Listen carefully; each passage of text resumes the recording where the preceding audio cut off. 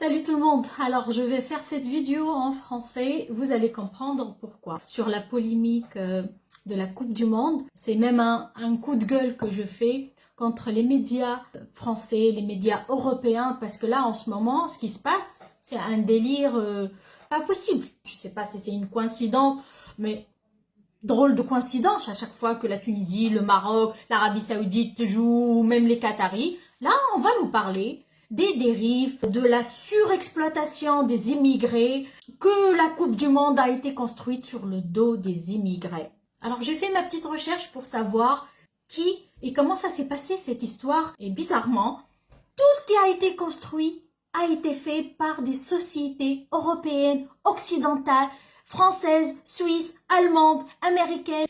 Et nous savons tous que les Qatariens ne construisent rien, ils ne font que payer les entreprises étrangères pour faire le travail.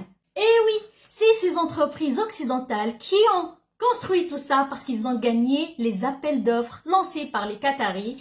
Et c'est eux qui ont payé les immigrés, c'est eux qui ont géré les grosses œuvres, les chantiers, les secondes œuvres.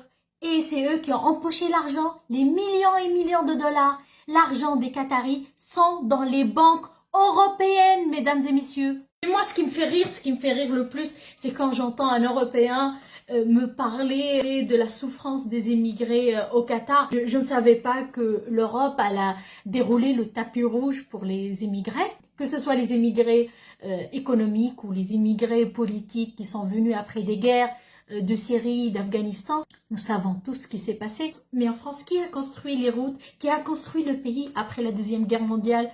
C'est bien les immigrés qui sont venus des colonies maghrébines et africaines jusqu'à maintenant. Attention, je ne cautionne pas du tout qu'on surexploite un immigré, mais je ne cautionne pas l'hypocrisie.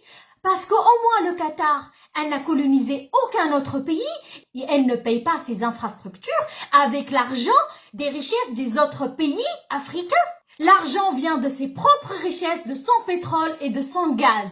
Elle n'a volé personne. Il faut arrêter de se foutre de la gueule de tout le monde. Et attendez, la meilleure, il paraît que les ballons de foot de la Coupe du Monde ont été fabriqués en Asie pour des petits salaires de misère. Attendez, mais je ne savais pas que les autres ballons de foot qui circulent en Europe, soit pour les autres Coupes du Monde, ou pour les Champions League, ou pour les autres compétitions, ils ont été fabriqués en Europe.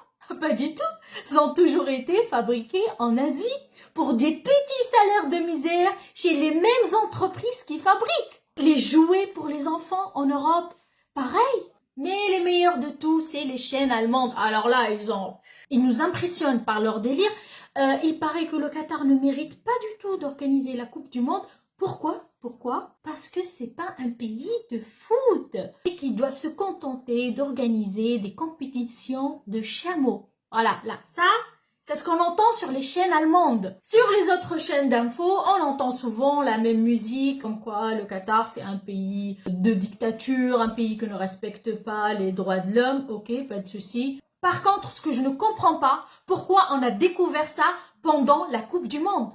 Qu'on m'explique, c'est toujours le même Qatar qui vous vend le pétrole et le gaz. Alors, si vous n'êtes pas d'accord sur leur politique ou sur le système, pourquoi vous l'enrichissez encore et encore en achetant du gaz du Qatar? Il faut boycotter, comme vous avez fait avec la Russie. Il faut arrêter cette hypocrisie. Les médias français, vous abrutissez la population française par vos conneries. Arrêtez.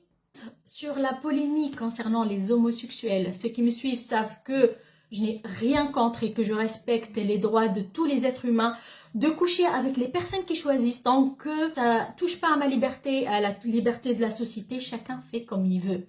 Je rappelle quand même à l'Europe qu'il n'y a pas très longtemps, l'Europe condamnait les homosexuels. Non seulement l'homosexualité n'est pas cautionnée, mais en plus ils sont jugés et condamnés à mort. Ça, il n'y a pas très longtemps. Il n'y a pas que le Qatar qui ne cautionne pas l'homosexualité.